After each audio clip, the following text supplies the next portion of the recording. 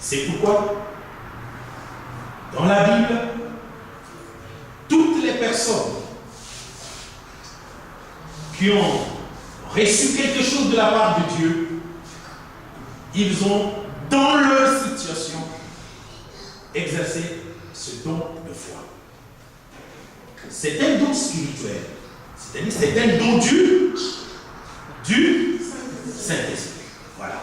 Un don spirituel, c'est un don du Saint-Esprit. Et ce don-là, c'est quelque chose que le Saint-Esprit donne. Un don spirituel, c'est quelque chose que le Saint-Esprit donne. Ici, il est question de la foi. La foi que le Saint-Esprit donne comme don spirituel, là je me répète, est un don que mon esprit a besoin pour une situation particulière. Si je n'ai pas un problème pour lequel je voudrais mettre la foi en action, eh bien, je ne peux pas dire dans la prière, Seigneur, donne-moi le don spirituel de la foi. Tu vas le dire, tu ne l'obtiendras pas. Amen. Ah oui, c'est pourquoi, frère, quand vous cherchez à prier, il faut d'abord comprendre ce qu'il faut. Je vais vous donner un exemple sur le don de foi. Tous les miracles que nous voyons avoir été accomplis par Jésus dans la Bible devaient être fondés sur la foi de toutes les personnes qui venaient auprès de Jésus et obtenir le miracle. Amen. Deux aveugles s'avancent vers Jésus. Ils savent que Jésus ouvre les yeux des gens. D'accord? Ils s'avancent vers lui et Jésus leur pose la question, que voulez-vous?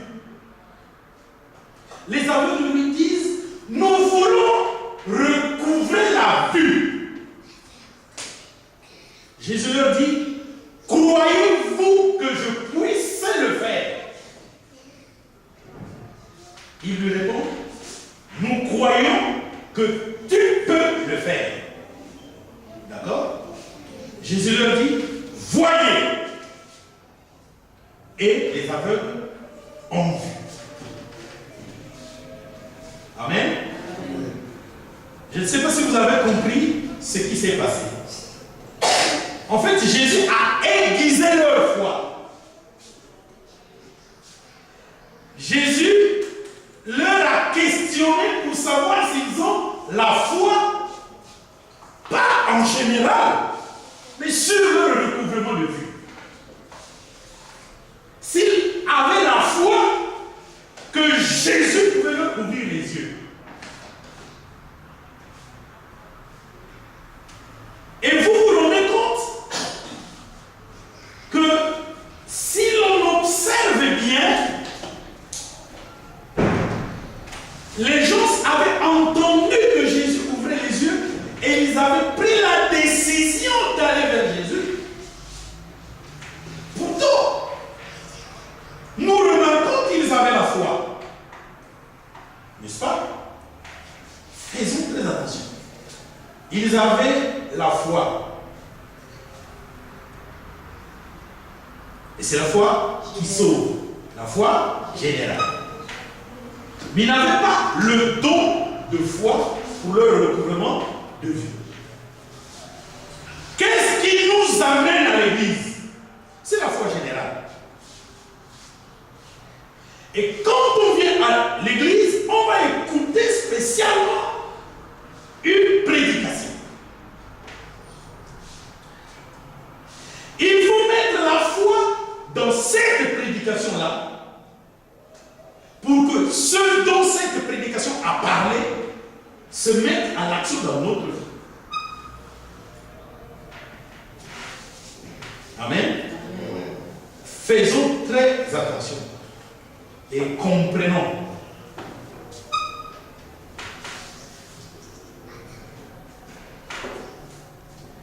Je vous avais déjà dit qu'il y a 5 types de foi. Ici, je parle du foi en tant que don spirituel. Donc, c'est une foi pour une situation exacte. Pour comprendre cela, prenons un autre exemple. Une femme avait une perte de sang depuis 12 ans. En tout cas, comme elle voulait guérir, elle a utilisé tous les moyens par lesquels elle pouvait guérir. Vous connaissez les moyens. Médecin, ça n'a pas marché. Il fallait beaucoup d'argent. Elle a même vendu tous ses biens. Parce qu'elle voulait vraiment guérir. Mais la médecine était impuissante. Cette femme a entendu parler des miracles qu'opérait Jésus. Frère, vous savez que j'aime bien cet exemple parce qu'il n'y avait jamais eu de pareil dans le ministère de Jésus. Amen. Il n'y avait jamais eu de pareil sur lequel on pouvait s'appuyer. Cette femme s'est dite en elle-même, si je peux m'approcher de Jésus et toucher, pas le cheveu de Jésus, pas la tête de Jésus, pas la poitrine de Jésus ou les épaules de Jésus, pas les pieds de Jésus, le bord de son nez, je guérirai. Elle est allée. Il y avait beaucoup de gens qui étaient là en train de toucher Jésus. Il y avait des courageux et des courageuses qui touchaient sa chevelure. Il y avait des gens qui le tenaient à l'épaule comme si c'était leur ami. Il y a des gens qui le saluaient, l'encourageaient. Tiens, c'est le grand prédicateur. Elle a faufilé parmi eux pour aller toucher le bord du vêtement de Jésus. En ce moment, Jésus a dit, qui m'a touché? Pierre, si courageux qu'il est, il dit, mais Seigneur, beaucoup de gens te touchent. Pourquoi tu dis que quelqu'un t'a touché? Il dit, quelqu'un m'a touché parce que j'ai senti des forces me quitter et aller vers ce Seigneur. Alors c'est qui? Amen. Amen.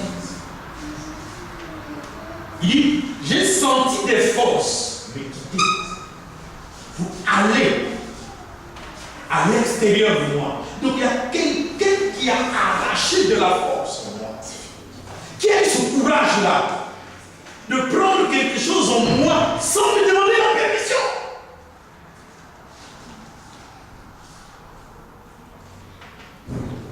Vous comprenez ce que cette femme avait fait? Donc, bien aimé, c'est pas que moi je vais arracher les bénédictions, je vais arracher. Arracher. Vous ne connaissez que le mot. Mais ce que vous dites, vous ne le savez pas. Arracher. Arracher. C'est un acte spécial, prévu par toi, réfléchi par toi, approuvé par Dieu, que tu mets à exécution et qui fasse que Dieu le veuille ou non, la bénédiction jaillira de lui pour toi. C'est ça arraché.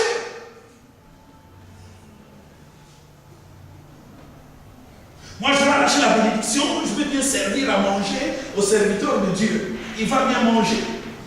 Tu n'arracheras rien. Marthe était en train de servir le Seigneur pour qu'il mange bien. Elle pensait arracher. Mais il y avait sa cadette qui était assise au pied de Jésus et qui écoutait l'évangile. Marthe a dit, Seigneur, cela ne te fait pas de la peine que je sois en train de me tracasser pour te servir. Mais que ma petite soeur soit assise là, juste à côté de toi, ne faisons rien. Alors que moi je peine pour te rendre la vie agréable dans cette maison où tu es sacerdoce. Jésus lui dit, femme, Marie a choisi la meilleure des choses, qui ne lui sera jamais arrachée. Toi, tu t'agites pour la vanité. Je ne sais pas si vous avez remarqué que le Seigneur lui a dit ça. Elle s'agitait pour la vanité. Est-ce que Jésus lui avait dit qu'elle avait faim? C'est la tradition qui veut, il conserve tout ça. Mais est-ce que Jésus lui avait dit qu'il avait faim? Elle s'agitait pour la tradition, pour les choses que nous reconnaissons comme étant les bonnes. Mais Marie, en écoutant, parce que vous n'avez toujours pas l'occasion d'écouter.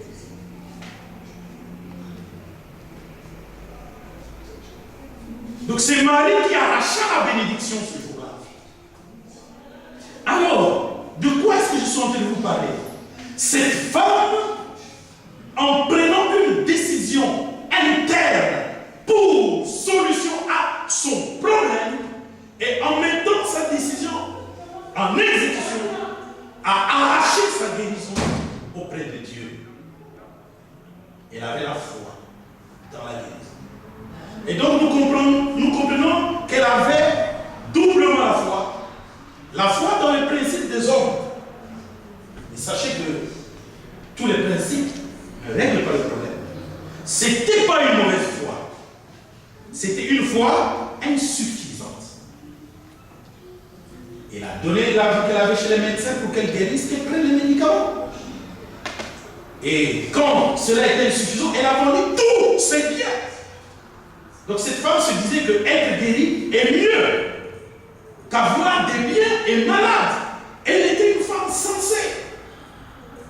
Et son état spirituel est vraiment proche de l'état spirituel parfait. Quelqu'un qui est réfléchi, c'est quelqu'un qui finira par rencontrer le Seigneur. Réfléchi, qui prend des décisions et donne son argent chez les médecins. Quand ça ne marche pas et qu'on demande encore de l'argent, elle fait le bon choix entre être riche et malade et tout vendre et guérir. Elle a tout vendu, mais n'a pas trouvé la guérison. Cette femme n'était pas fataliste pour dire qu'est-ce qu'il me reste à faire, je resterai malade toute ma vie. Parce que tout ce que j'ai pu faire, je l'ai fait. Cette femme est allée vers Jésus. Alors, elle s'est dit, je ne suis même pas digne de lui exposer mon problème. Alors là, je ne sais pas si vous savez combien cette femme a été spirituelle. Cette femme savait que la médecine est l'un des moyens du Seigneur pour la guérison de nos maladies. Comme la médecine n'a pas marché, ça veut dire que ce moyen-là que Dieu a mis à notre disposition pour notre guérison n'a pas marché. Pourquoi voulez-vous que j'aille lui parler? Pourquoi voulez-vous que j'aille lui dire, Seigneur, voilà ce que j'ai fait, j'ai donné tout mon argent pour ma santé, ça n'a pas marché. J'ai vendu même tous mes biens pour ma santé, ça n'a pas marché. Guéris-moi. Non. Il dit, c'est lui qui a établi. Cette femme savait que Jésus savait ce qu'elle avait fait. C'est là la merveille. Sinon, eh bien, elle serait partie dire ses déboires, n'est-ce pas? Dans la vie, nous avons vu des gens dire leurs déboires. Par exemple, le jeune homme riche. Mais que dois-je faire pour avoir la vie éternelle? Oh, tu connais les 10 commandements? Oui, mais je les ai mis en application depuis ma naissance. Amen. Donc, il était en train de dire à Jésus qu'il mettait en application les commandements depuis sa naissance. Ce monsieur oubliait que Jésus savait qui il était. Parce qu'il lui a dit, tu connais les commandements. Il ne l'a pas dit, est-ce que tu connais les commandements? Il lui a dit, tu connais. Donc Jésus savait qu'il connaissait les commandements et qu'il les mettait en application depuis sa naissance. Donc Jésus dit, pour une personne qui met les commandements du Seigneur depuis sa naissance, et quand cette personne voudra obtenir la vie éternelle, il y a une chose qu'elle devra faire. vendre tout ce qu'elle a et être listée dans la liste des apôtres du Seigneur Jésus-Christ de Nazareth. Mais vendre tout ce qu'il avait, ça c'est ce qu'un homme qui marche selon la loi ne peut pas faire. Parce qu'un homme qui marche selon la loi croit que ce qu'il fait c'est le meilleur de ce qu'il a. Ça c'est une grande leçon spirituelle sur la foi. Toutes les personnes qui pensent qu'elles marchent selon la loi ne peuvent pas être sauvées. Parce que ce qu'elles font là, c'est la garantie de leur salut. En dehors de ce qu'elles font, il n'y a plus autre chose. Voilà pourquoi la foi n'a pu donner la vie éternelle. Et la loi n'a pu donner la vie éternelle. Romains, chapitre 3. Et les jeunes hommes riches, sur la terre, il y en a plein. Les gens qui croient être sauvés parce qu'ils sont fiers d'accomplir la loi. Or, vous allez vous rendre compte qu'il y a des gens qui sont faits pour accomplir la loi. Remarquez, ce jeune homme était riche. On dit bien qu'il était jeune homme. Comment un jeune homme peut-il être riche au premier siècle?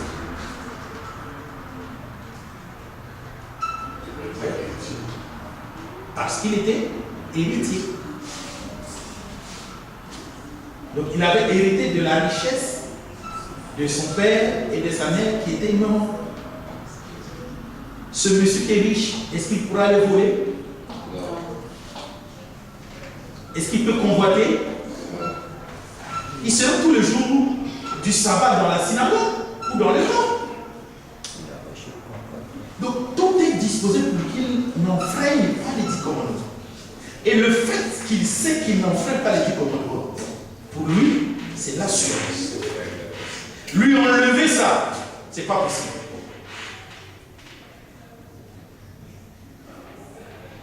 C'est ça le piège qu'il y a sur la terre. Donc, il y a des personnes qui font toujours prévaloir devant le Seigneur leur qualité, leur justice. Mais cette femme, elle était spirituelle. Elle savait que pendant qu'elle agissait, c'est Dieu qui agissait par elle. Et quand il lui a manqué quelque chose, elle est allée puiser ça à la source parce qu'elle avait la foi. Pas la foi générale. Elle avait la foi en sa guérison. Et elle avait la solution. En d'autres termes, cet exemple de cette femme, c'est ce qu'il faut pour une prière spirituelle. Une prière spirituelle est une prière qui présente la solution à Dieu par l'intermédiaire des paroles. C'est ça une prière. Présenter la solution de Dieu par l'intermédiaire des paroles. Une prière, c'est dire, Seigneur, je veux guérir rien que par le fait d'écouter ta parole de Dieu et de retourner chez moi. Ça, c'est une prière. Et une prière qui va dire, Seigneur, je ne peux pas comprendre, je suis né de nouveau depuis 24 ans. Et là, je suis malade, je n'ai pas l'argent pour me faire soigner. Pourtant, toi, tu peux agir depuis le ciel pour que je guérisse. Ça, c'est pas une prière. C'est de la vanité. Parce qu'il n'y a rien là-dedans que le Seigneur peut faire. Une prière est une solution qui doit provenir de toi, dont toi tu es responsable. Ne rendez pas responsable à Dieu sur ce que vous voulez obtenir. Soyez vous-même votre propre responsable. Parce qu'il y a deux tribunaux. Il y a le tribunal de Christ et il y a le jugement dernier. Ces tribunaux-là, on n'a pas besoin d'avocat. Et le Seigneur sait qu'est-ce qui va s'y passer. Voilà pourquoi il nous enseigne à être responsables de nos propres décisions. Alors, cette femme-là a manifesté le don spirituel qu'on appelle la foi.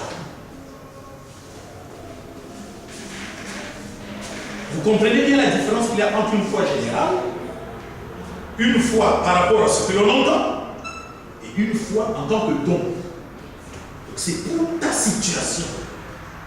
Et la Bible dit aspirez aux dons les meilleurs. Donc je vous en prie, vous devez apprendre à avoir la foi dans les situations dans lesquelles vous êtes. Et pour que vous compreniez bien la différence entre la foi générale et la foi en tant que don spirituel, prenez seulement l'exemple de Marthe et de Jésus. Quand Lazare était mort, c'est la même Marthe qui revient à la charge. Vous allez remarquer que cette Marthe-là est une menteuse. Quand elle a entendu que Jésus est arrivé à Béthanie, elle est allée vers Marie. Elle dit, Marie, le maître est arrivé et le maître te cherche. Marie ne savait pas que le maître est là. C'est elle qui savait. Elle va dire à Marie, le maître est là. Et le maître te cherche. Or, le maître n'avait pas dit à Marthe d'aller chercher Marie. Elle s'est imaginé ça elle-même.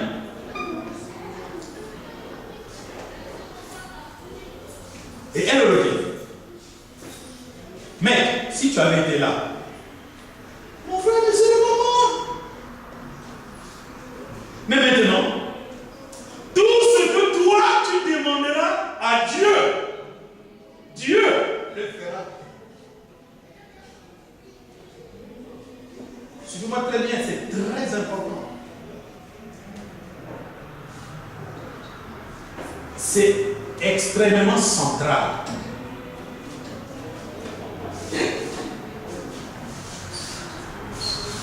La séduction.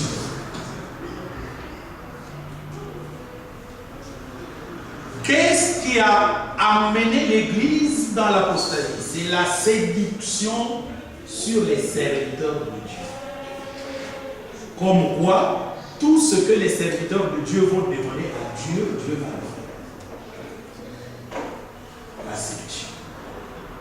C'est pourquoi chaque église veut avoir son mythe sur son apôtre, son prophète, le fondateur de l'église. Un mythe sur l'enseignant. On veut qu'il soit celui qui demande toutes choses à Dieu pour que Dieu l'accorde pour le peuple de Dieu. Le mythe. Marthe. C'est le mythe Marthe qui a emmené la séduction dans l'église. Suivez attentivement. Marthe était une menteuse et les églises d'aujourd'hui sont remplies de menteurs et de menteuses. Des gens qui disent tout au nom du Seigneur alors que ce n'est pas le Seigneur qui le leur a dit. Dieu m'a dit que toi, tu dois faire ceci. Dieu m'a dit que voici ce qui va arriver. Dieu m'a dit, Dieu m'a dit, Dieu m'a fait voir. J'ai eu la vision. L'église des menteurs. Non, il y a même des gens qui, puisque Dieu l'a fait dans les temps passés, qu'aujourd'hui Dieu va le faire. Le mythe Marthe. Marthe était une menteuse. Marthe devant Dieu, il s'agit de pour la vanité. Les églises d'aujourd'hui ne tiennent pas devant la parole de Dieu.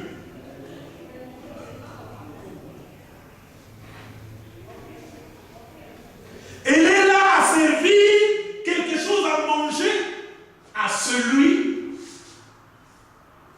qui n'a pas besoin de manger. Quand il a fait 40 jours et 40 nuits dans le désert sans manger, c'est elle qui est allée la servir là-bas.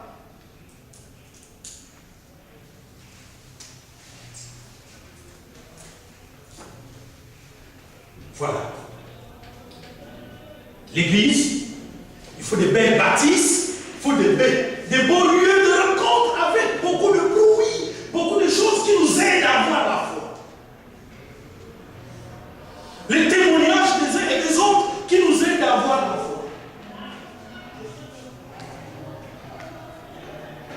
De l'agitation pour rien. Dans cette Bible, il y a plein des hommes qui ont eu la foi et qui ont obtenu quelque chose auprès du Seigneur. Et leur foi n'est pas semblable. Vous ne trouverez jamais une foi équivalente à une situation des temps passés. Dans cette Bible. Mais comment se fait-il qu'aujourd'hui les témoignages soient quelque chose qui puisse donner la foi? Ce que Dieu a fait doit-il devenir quelque chose qui va donner la foi aux autres? Ça, c'est la foi morte.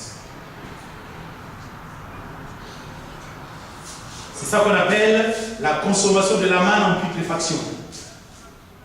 La manne pourrie. La manne, elle est faite pour aujourd'hui. On ne la garde pas. Mais il y a eu en Israël des gens qui gardaient la manne. Et quand ils ouvrirent, elle était pourrie.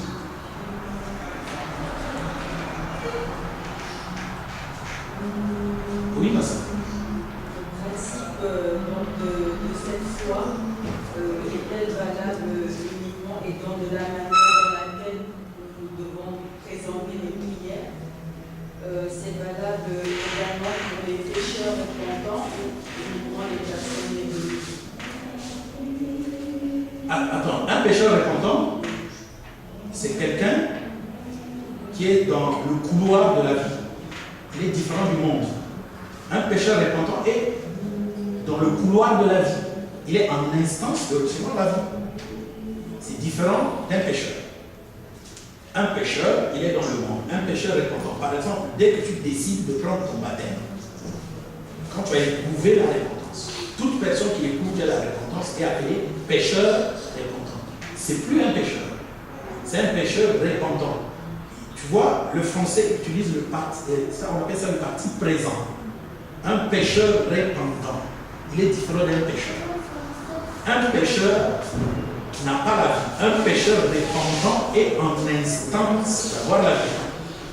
Et dès qu'il a reçu la vie, il est un enfant de Dieu. Dans la pratique d'étudier, de voir les principes, la manière de présenter une prière face à des situations, ce principe, ce mot de l'opération, le pécheur repentant peut déjà l'appliquer et obtenir par exemple satisfaction. Il faut qu'il soit d'abord né de nouveau. Ah,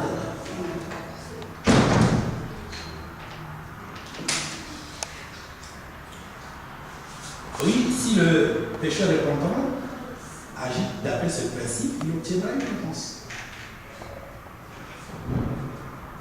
En fait, le problème de la prière, il y a le danger qui plane sur la prière. Nous avons tellement mal été informés sur la prière. La prière n'est pas forcément liée à une réponse que nous voulons.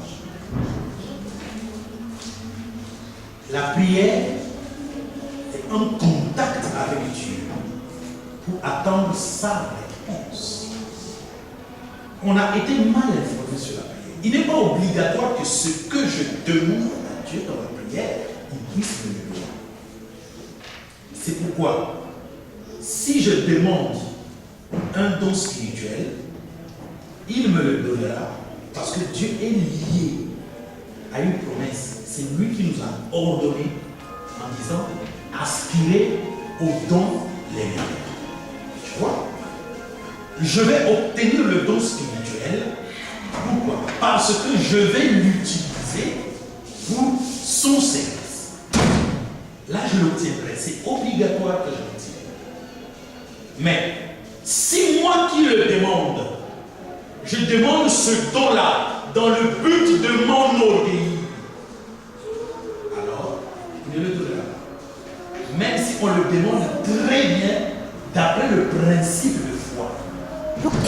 On ne l'obtiendra pas parce que Dieu, connaissant notre cœur, il ne donne pas sa gloire aux hommes ou aux idoles.